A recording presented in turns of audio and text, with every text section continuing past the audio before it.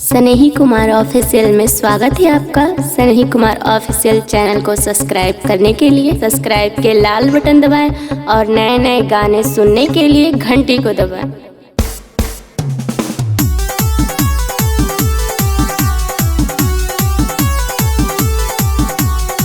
Music by RP Chandan studio.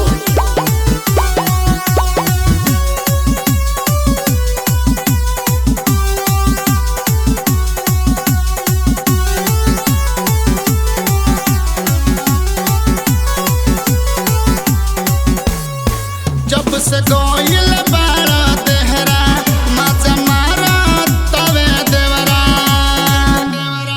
जब से गोइल बारा देहरा मजा मारा तवे देवरा।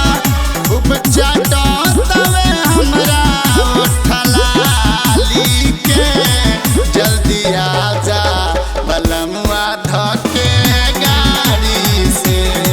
जल्दी आजा बलमुआ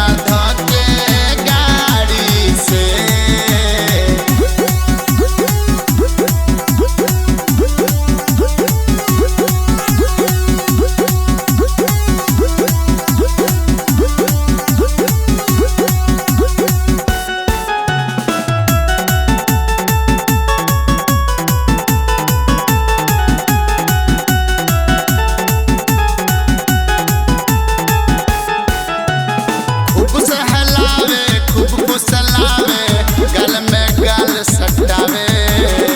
जल्दी आजा घर बलमुआ देवरा टाका भिड़ावे।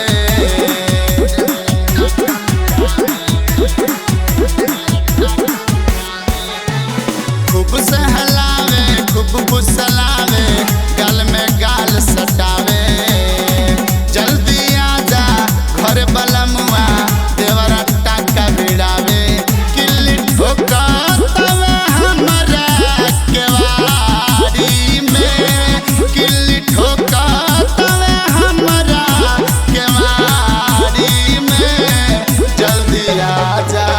बलमुआ धके गाड़ी में।